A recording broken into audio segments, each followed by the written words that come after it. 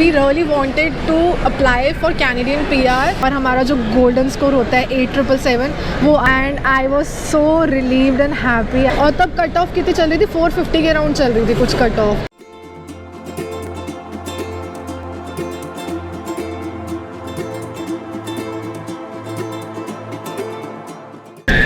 Guys welcome back to my channel Sam stories. I hope you all are doing good. तो हम लोगों का ना ऐसी कॉफ़ी पीने का मन कर रहा था, सो वी थॉट चलो चलते हैं मॉल में चलते हैं and we'll have a cup of coffee. So बस बैठे हुए थे हम लोग having a coffee, enjoying the coffee, और ऐसी बात कर रहे थे, यू नो, बैठ के आसपास, जैसे we were seeing people around us having fun, and you know यहाँ पर जैसे हम बैठते हैं आसपास लोग देखते हैं ना, तो we see people from all around the world over here in Canada, सब अलग अलग कल्चर के, अलग अलग जगह से। तो बड़ा ना एक अजीब सा वो थॉट आता दिमाग में यार कि कभी सोचा नहीं था ऐसे आकर कैनेडा में हम बैठे होंगे। तो we just went back to that time जब हमने एक्चुअली सोचा दैट चलो कैनेडा के लिए ट्राई करते हैं, PR के लिए अप्लाई करते हैं। सो आई जस्ट थॉट कि मैंने आप लोगों से भी अभी तक इसके बारे में शेयर नहीं करा है about my PR story, how we thought of coming to Canada from India, क्यों सोचा, कब सोचा, और पूरा जो PR प्रोसेस था वो हमारा ups and downs and everything about it. I thought I share it with you today in this video. So guys, to start with, जो वो कैनेडा का PR का जो थॉट आया ना दिमाग में, वो आई थिंक 2015 की बात है, व्हेन वी वर सिटिंग। क्या हुआ, क्यों इधर उधर देख रहे हो तुम?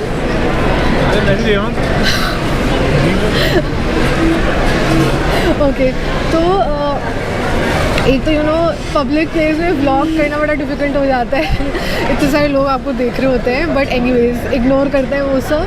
तो 2015 की बात है, तो I was at my place, we were just sitting, me my family, we were just sitting at home, ऐसी बात कर रहे थे इधर उधर की। तो ऐसी बस वहाँ पर बात स्टार्ट हुई when my parents told me about Canada, New Zealand, future is better. So तब से मतलब आई थिंक 2015 में आई रिमेंबर ये सारा डिस्कशन हुआ था मेरे घर पे, एंड तब से वो यू नो कीड़ा बाहर जाने का दिमाग में बैठ गया था, and my parents were quite supportive. तो फिर मतलब एक वो चीज़, when you get some support तो एक पॉजिटिव पॉइंट हो जाता है, वरना कई बार होता है ना that you don't want to leave your family, तो आप मेंटली इतने स्ट्रॉन्ग नहीं हो पाते ये डिसीजन लेने के लिए। एंड उसके बाद जब घर पे डिस्कशन हुई तो उसके बाद I thought I will discuss that with Puneet. So of course you want to be on the same page, क्योंकि अकेले तो जाना नहीं था, जाना है तो साथ में जाना था, तो इसलिए मैंने पुनीत से डिस्कस करा। So he was also quite positive about that thing, so he was excited about that plan. तो चलो वो भी सॉर्टेड हो गया। तो हमने सोचा चलो अब देखते हैं क्या करना है, कैसे करना है, क्योंकि बाय देन ना हमारा जो सर्कल था, फ्रेंड सर्कल बोल लो या जो भी नोन पीपल थे, कोई भी ऐसा मतलब कोई भी ऐसा नहीं था जो जिसने PR के लिए अप्लाई करा हो। तो you know side by side वो रिसर्च हम कर रहे थे। एक बार also visited a consultant in Delhi, काफ़ी फेमस कंसल्टेंट है, तो वहाँ से भी होकर आए हम लोग। उसके बाद वी गॉट मैरिड एंड हम लोग then we went to our first trip together to Australia, and बहुत ही beautiful country Australia. And then मतलब हम लोग तो घूमने गए थे, बट वहाँ से जब घूम के वापस आए तो ना दिमाग में वही चल रहा था यार कितनी ब्यूटीफुल कंट्री है, हवा पानी इतना अच्छा है, लेस पॉपुलेटेड है, देन टाइम जोन का भी ज़्यादा फ़र्क नहीं है, विंटर्स भी एक्सट्रीम नहीं है। तो हमने सोचा चलो एक बार ऑस्ट्रेलिया के बारे में पता करते हैं कि PR वहाँ पर कैसे होती है, क्या होता है। तो हम ऑस्ट्रेलिया के बारे में थोड़ा बहुत पता करा, बट क्वाइट जो पूरा प्रोसेस था वो बहुत कॉम्प्लिकेटेड था उस टाइम पे।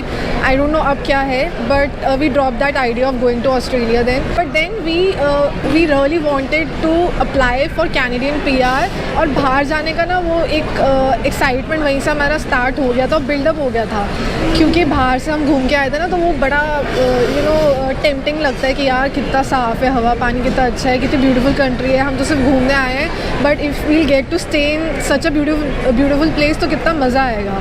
उस टाइम तो ये सारे थॉट्स ही आते हैं, क्योंकि बाद में आपको रियलाइजेशन होती है कि ये सिर्फ भारी चमक है, और अंदर जब जाके सेटल होना पड़ेगा ना, जो अब पता चलता है, तो अलग ही स्ट्रगल होती है। तो anyways, so we came back. उसके बाद 2017 में सो 2017 में हम लोग visited the consultancy again, a very well known consultancy, और वहाँ पर हम गए। तो यू नो आप जब भी किसी कंसल्टेंसी से वापस आते हो या जाते हो वहाँ पे, तो बहुत ही रोज़ी पिक्चर वो आपको बिल्डअप करके देते हैं, बताते हैं कि ऐसा लगता है वहाँ से आकर तो भाई PR तो ऐसे मिल जाएगी, चुटकियों का खेल है और बहुत ईजी है, बट ऐसा होता बिल्कुल भी नहीं है। नहीं है, मैं बाद में पता चला। वहाँ पर गए हम लोगों ने अपनी पेमेंट पे कर दी थी, क्रिएटेड अ प्रोफाइल। उससे पहले उन्होंने हमारे सारे डॉक्यूमेंट्स चेक कर लिए थे, मेरे हस्बैंड के मेरे। तो then we decided that my husband would be the primary candidate in our case, क्योंकि मेरा एक्सपीरियंस थोड़ा कम था compare to his experience, his profile was better. तो उनका ना एक सेट टेम्पलेट होता है फॉर एवरीबडी कि आपको आइल्स देना है, आपको ECA करानी है, WSA करानी है। वो मतलब डिटेलिंग में नहीं जाते हैं। सेट पैरामीटर्स होते हैं सबके लिए कि आपको सबसे पहले फर्स्ट स्टेप क्या करना है, आपको अपने ट्रांसक्रिप्ट लेकर आनी है, ट्रांसक्रिप्ट आपको ECA कराना है उनका, एंड कहाँ से कराना है, WS कराना है। तो WS में क्या होता है कि आपका जो मास्टर्स है वो ज़रूरी नहीं है कि वो वहाँ पर अप्रूव हो, मतलब मास्टर्स को मास्टर्स माना जाए, हो सकता है मास्टर्स को PG डिप्लोमा दे दिया माना जाए। तो you actually have to check कि जो आपकी यूनिवर्सिटी है इंडिया में जहाँ से आपने मास्टर्स करी है, तो क्या WS उसको मास्टर्स की डिग्री दे रहा है या ग्रेजुएशन ही दे रहा है या PG डिप्लोमा की दे रहा है, क्योंकि ऑब्वियसली पॉइंट्स कम हो जाएगा अगर मास्टर्स को मास्टर्स ही माना जाएगा। तो ये सारी चीज़ें ना कंसल्टेंट्स नहीं बताते हैं आपको, तो इट्स आवर लॉस। तो फिर हमने खुद से रिसर्च करना स्टार्ट करा, क्योंकि we thought the consultants are just misguiding us and not giving us a clear picture. जैसे हमने स्टार्टिंग में बोला था, they just provide you rosy pictures, that is it. तो फिर हमने खुद से रिसर्च करना स्टार्ट करा एंड हम एक्चुअली उसके बाद कंसल्टेंसी के पास नहीं गए, हमने कंसल्टेंट्स को विजिट नहीं करा। उसके बाद हमने सब कुछ उसके बाद से सारा PR प्रोसेस हमने दोनों ने खुद से करा बैठ के। तो उसके बाद हमने सबसे पहले अपने दोनों के कॉलेजेस से जाकर हमने ट्रांसक्रिप्ट्स लेकर आए। तो उसके बाद हमने ECA करा लिया था, हमने WSA कराया था राइट तुम्हारा, हाँ। तो WSA पुनीत का हमने ECA करा लिया था। उसका जो रिज़ल्ट आता है वो 2 महीने के बाद होता है। तो उसके बाद हम लोगों ने अपना आइल्स भरा एंड तो मैं गई जब आइल्स का एग्ज़ाम देने, स्कूल में था एग्ज़ाम आई थिंक कोई, और वहाँ पर जो क्राउड देख कर ना guys I can't tell you, I am sure जो लोग आइल्स अभी भी प्रिपेयर कर दे रहे हैं they would know about it. इतना क्राउड था, इतना रश था that I was like what's happening, मतलब क्या पूरी दुनिया, पूरी पॉपुलेशन इंडिया की बाहर ही जा रही है क्या, ऐसा लगा मुझे वहाँ देख के। तो वहाँ पर हम लोग गए तो मैं क्यू में लगी हुई थी, वो चेकिंग वगैरह होती है, you have to show the admit card I think कुछ होता है। तो वहाँ पर खड़े हुए थे, तो आसपास जो भी लोग मुझे मिल रहे थे ना, I remember talking to a few people queue में जब मैं खड़ी हुई थी। कोई भी मुझे ऐसा बंदा या बंदी नहीं मिली जिसने मुझे बोला this is the first time that they are giving isles. कोई सेकंड टाइम दे रहा था, कोई थर्ड टाइम दे रहा था, कोई फोर्थ टाइम दे रहा था। So I was like what the hell man, मतलब मेरे को लग रहा था यार क्या है, इंग्लिश का एग्ज़ाम ही तो है। एंड उसके बाद से जो स्ट्रेस लेवल हो गया ना मेरा सबको देख के, जब मैं अंदर रूम में जाकर बैठी तो वहाँ पर people was so stressed out talking to each other and telling each other यार भाई इस टाइम तो क्लियर करना है, इस टाइम तो चाहिए। तो मुझे ना, मैं पता नहीं, मैंने कहा यार अभी दिमाग शांत रखती हूँ, पहले एग्ज़ाम देती हूँ, बाद में सोचेंगे कि क्या हो रहा है। तो एग्ज़ाम दिया, एवरीथिंग वेंट रियली वेल।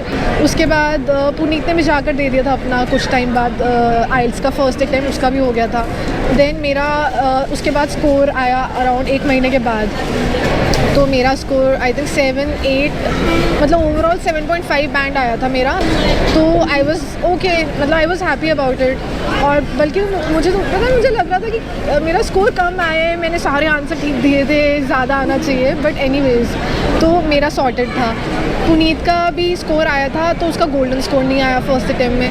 तो तब जाके हमें थोड़ा सा ना वो एक क्या बोलते हैं, पिंच हुआ हमें कि यार इट्स नॉट एक्चुअली ईजी। जो लोग मुझे मिल रहे थे, जो बोल रहे थे second attempt, third attempt, fourth attempt and they still trying it out, और इतना स्ट्रेस था उन लोगों को। All of this is actually true. तो उसके बाद हमने 2018 में जाके 2018 की स्टार्टिंग में सेकेंड अटेम्प्ट दिया पुनीत ने आइल्स का। आइल्स दिया, उसके बाद उसका 1 महीने बाद स्कोर आया, ठीक है। और स्कोर आया, सेकेंड टाइम नहीं आया गोल्डन स्कोर। तो by then we were really exhausted and stressed out, क्योंकि यार पैसे भी खर्च हो रहे हैं आपके, आप मेहनत भी कर रहे हो, या वर्किंग जॉब कर रहे हो, जॉब के साथ साथ आप एक एग्ज़ाम के लिए प्रिपेयर कर रहे हो, तो इट्स रियली डिफ़िकल्ट। और उसके बाद आपको समझ नहीं आता आइल्स में कि आप गलत कहाँ जा रहे हो। सो क्योंकि आप अपने हिसाब से सब कुछ सही दे रहे हो, इंग्लिश एग्ज़ाम है, you are able to speak well, right well, communicate well, तो गलत कहाँ जा रहे हो समझ नहीं आता है। तो वी वर रियली, मतलब heart broken is a very big word, but actually बहुत आप स्ट्रेस्ड आउट हो जाते हो यार ऐसे। मतलब मुझे तो लगने लगा था शायद इट्स इम्पॉसिबल नहीं हो पाएगा। बट देन थोड़ा सा ब्रेक लिया 2-3 महीने का। उसके बाद I think mid of 2018 we applied for IELTS for the third time for my husband. Third time apply करा, अच्छे से प्रिपेयर कर गए, बिल्कुल डिसिप्लिन तरीके से प्रिपेयर करा था। आई रिमेंबर है ना, बुक्स भी हमने मंगवाई थी अमेज़ॉन से, अच्छे से प्रिपेयर करा, पूरा टाइम टेबल सेट कर लिया था कि यार शाम को इतने बजे 2 घंटे देने ही देने हैं।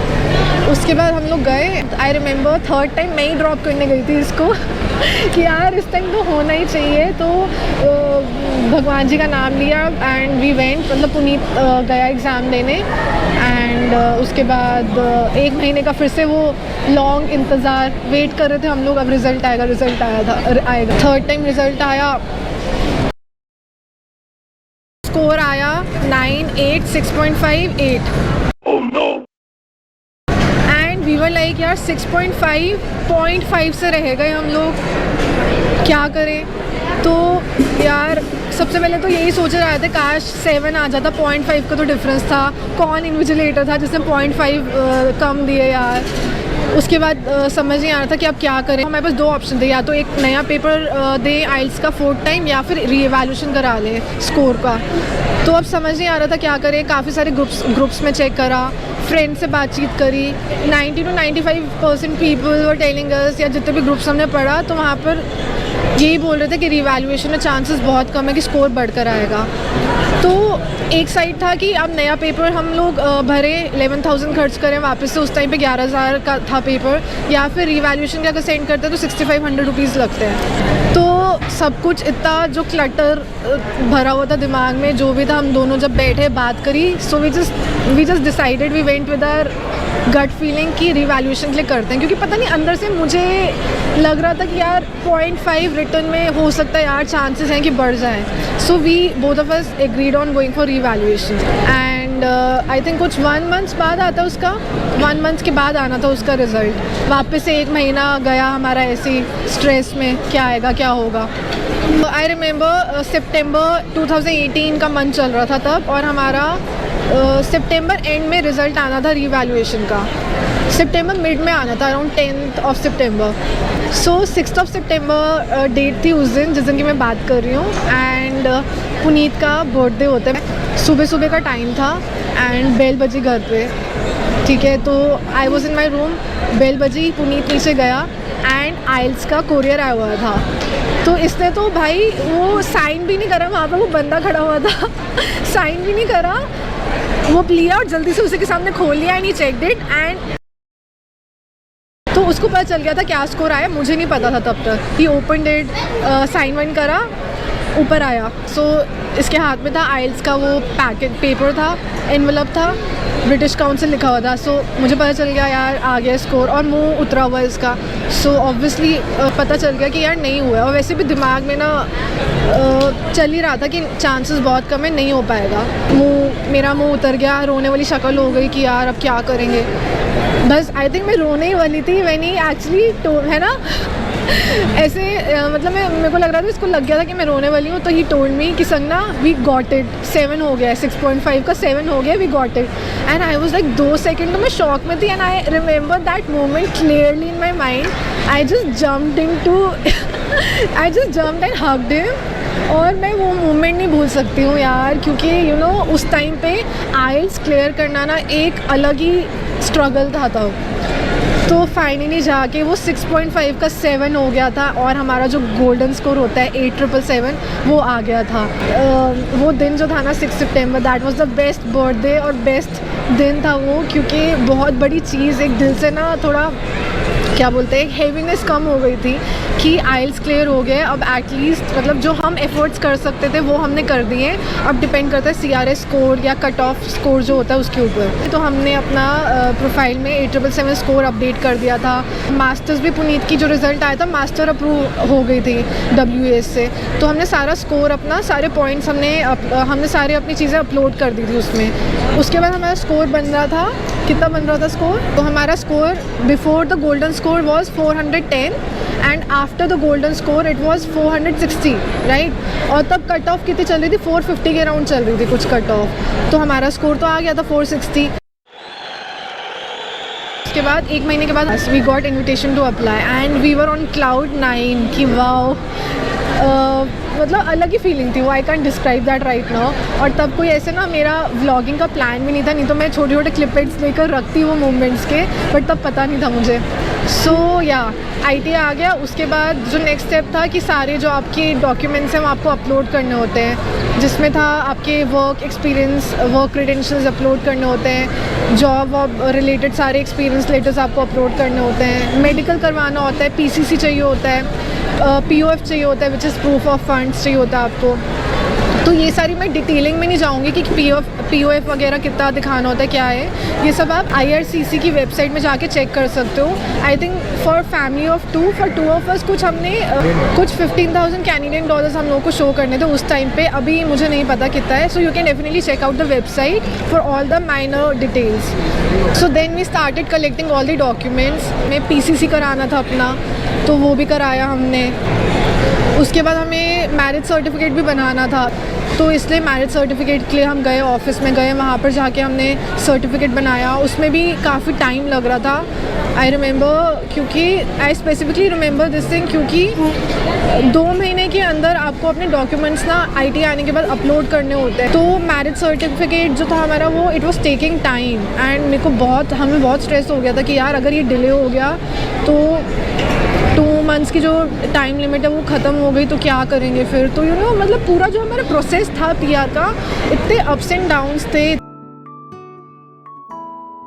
बट फाइनली जाके सारे डॉक्यूमेंट्स अपलोड कर दिए थे हमने। उसके बाद कुछ नहीं था, उसके बाद थी एक लॉन्ग साइलेंस। जब आप अपलोड करते हो डॉक्यूमेंट, उसके 6 महीने तक का टाइम IRCC लेता है to check all your documents, do the background check and everything. एंड वहाँ से ना गाइज कोई भी कम्युनिकेशन नहीं आती है। तो 6 महीने तक लॉन्ग साइलेंस थी, कुछ भी कोई भी मेल, कोई भी कम्युनिकेशन नहीं थी। The only time they communicate is जब आप जो भी डॉक्यूमेंट्स आप देते हो उनको, अगर उनको उसमें कुछ भी गड़बड़ लगती है या गड़बड़ नहीं भी लगती है, उनको अगर लगता है कुछ एक्स्ट्रा डॉक्यूमेंट्स नीडेड है फ्रॉम आवर साइड, तो वो हमें एक मेल करते हैं जहाँ पर उनको जो भी डॉक्यूमेंट्स चाहिए होते हैं वो हमसे मांगते हैं। तो हमारे केस में कुछ भी मेल नहीं आ रहा था। तो IRCC में it's not like first come first basis, ऐसा कॉन्सेप्ट नहीं होता है कि आपने क्योंकि नवंबर में अप्लाई करा है तो जो दिसंबर वाला होगा, जिसने दिसंबर में अप्लाई करा होगा, उसका पहले नहीं आ सकता वीज़ा अप्रूवल मेल। ऐसा नहीं है, क्योंकि काफ़ी सारे ग्रुप्स हैं जिसमें हम एडेड थे, उसमें काफ़ी लोग ना, जैसे हमने नवंबर में अप्लाई करा था तो कई लोग थे जिन्होंने दिसंबर में अप्लाई करा था और उनका वीज़ा अप्रूवल मेल जो था वो हमसे पहले आ गया था। तो हम लोग बहुत डर गए थे, क्योंकि हमें लग रहा था कुछ तो सॉलिड गड़बड़ हो गई है और हमारा नहीं आने वाला है, और कम्युनिकेट कर नहीं पा रहे थे हम लोग। तो it was really stressful. By then समझ नहीं आ रहा था कुछ। एंड देन गाइज फाइनली जब हमने पूरी होप छोड़ दी थी ना, उसके बाद Puneet give me a call and he told me yes we did it. मतलब उसको मेल आ गई थी वीज़ा अप्रूवल की फ्रॉम IRCC,